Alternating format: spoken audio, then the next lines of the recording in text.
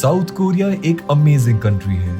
यहाँ के फेमस के पॉप और के ड्रामास ने पूरी दुनिया को अपना फैन बना दिया है। चाहे नेटफ्लिक्स हो या यूट्यूब, आपको हर जगह कोरियन कंटेंट जरूर मिलेगा। पिछले कुछ सालों में इस कंट्री ने इकोनॉमिकली भी काफी ग्रो किया है। इन्हीं सब रीजंस की वजह से साउथ कोरिया अब टूरिस्ट की फर्स्ट चॉइस बन गई है। साल 2023 में इस कंट्री को 1 करोड़ 10 लाख टूरिस्ट ने विजिट किया था। तो मैंने भी इस साल साउथ कोरिया घूमने का प्लान बना लिया और सबसे पहले मैंने यहाँ की कैपिटल सोल जाने का प्लान किया।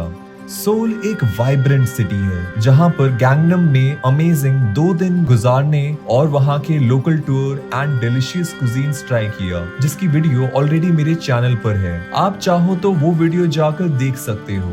गैंगनम के बाद मैं पहुंचा एक पॉपुलर नेबरहुड में जिसका नाम है म्योंगडोंग। इस वीडियो में बारी है म्योंगडोंग को एक्सप्लोर करने की।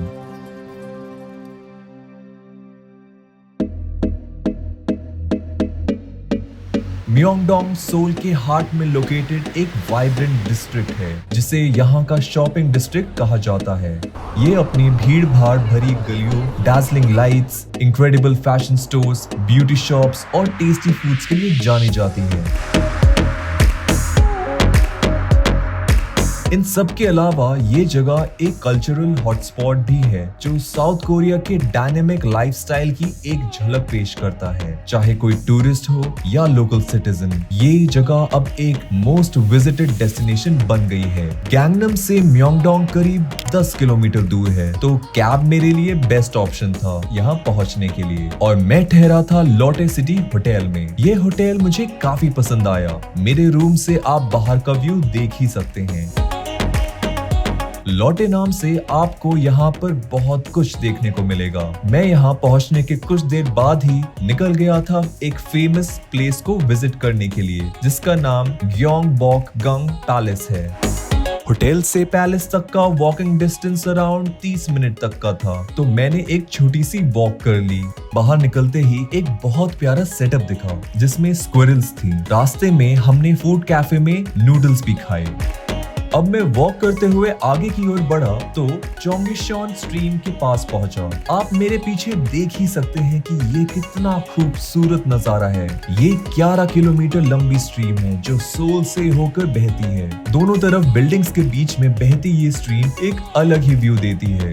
यहाँ से आगे बढ़कर कुछ ही देर में मैं पहुंच गया गयोंगबोकगंग पैलेस। गयोंगबोकगंग पैलेस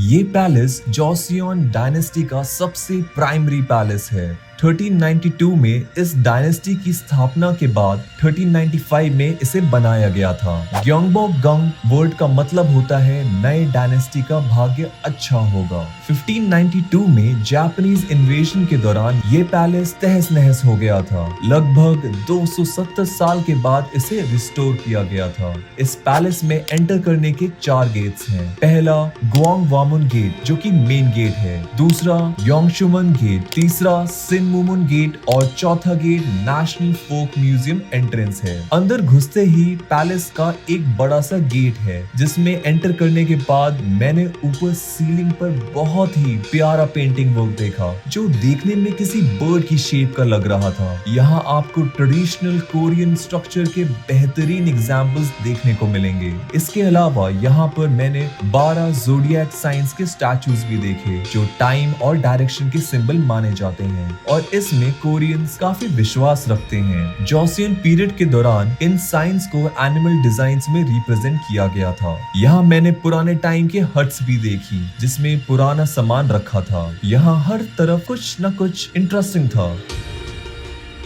ये पैलेस मेरी इस ट्रिप के बेस्ट स्पॉट्स में से एक बन गया था। अगर बात करें यहाँ की टिकट प्राइस की तो पर ticket around 3000 south Korean von की है जो कि 183 रुपए के अराउंड पड़ेंगे। इसी के साथ एक क्विक प्रो टिप, आप अगर यहाँ फ्री एंट्री चाहते हैं तो उसके लिए आपको ज्यादा कुछ नहीं करना, बस यहाँ हैनबॉक नाम के ट्रेडिशनल कॉस्ट्यूम को पहन कर जाना है जो कि आपको यहाँ आसपास किसी भी शॉप से इजीली रेंट पर मिल जाएंगे। मुझे कॉस्ट्यूम के बारे में टिकट्स बाय करने का बाद में पता चला, वरना मैं भी इस कॉस्ट्यूम को पहन के अपने टिकट्स के पैसे बचा लेता। हमने कुछ लोकल विजिटर्स के साथ फोटोज भी क्लिक करवाई जिन्होंने ये ट्रेडिशनल कॉस्ट्यूम्स पहन रखे थे। अब बारी थी अपने नेक्स्ट स्पॉट पर जाने की, जो कि इस पैलेस के पास में ही था, बक्शौन हनोक विलेज।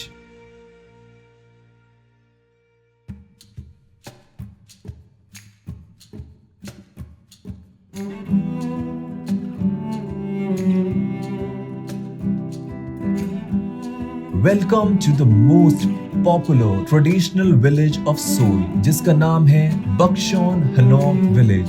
ये विलेज ग्योंगबोक-गंग और शैंगड्योक-गंग पैलेस के बीच के एरिया में लोकेटेड है। ये जगह जोसियन पीरियड में कुछ एलीट लोगों का रेजिडेंशियल क्वार्टर हुआ करती थी। इस विलेज में कोरियन करीब 600 सालों से रहते आ रहे हैं। इस एरिया में करीब 900 ट्रेडिशनल घर हैं, जहां आज भी लोग रहते हैं, और इसी वजह से आप यहाँ किसी तरह का कोई म्यूजियम एक्सपीरियंस नहीं ले सकते। यहाँ की गलियों में घूमकर आप यहाँ के पुराने ट्रेडिशनल घरों की बनावट को देख सकते हैं एंड ऑफ कोर्स फोटोज भी क्लिक कर सकते हैं। यहाँ जाने का असली मजा सनसेट से ठीक थोड़े पहले जाने में है। मैंने भी यहाँ इसी टाइम विजिट किया था। अब तो बहुत से घर रेनोवेट हो गए हैं और साथ ही बहुत से रेस्टोरेंट्स भी बन गए हैं, क्योंकि यहाँ विजिटर्स की कमी नहीं रहती है। यहाँ कुछ देर घूमने के बाद मैंने इस विलेज टूर का एंड किया। नामसान पार्क।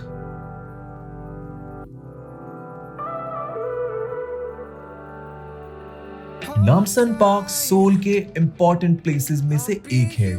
ये सोल का सबसे बड़ा पार्क है। मैं यहाँ तब गया था जब मैं गैंगनम में था। ये जगह गैंगनम के कंपैरेटिवली म्योंगडोंग से ज्यादा पास पड़ती है, इसलिए मैं यही सजेस्ट करूंगा कि आप यहाँ म्योंगडोंग से ही आएं। यहाँ पहुंचकर आपको बहुत कुछ देखने को मिलेगा।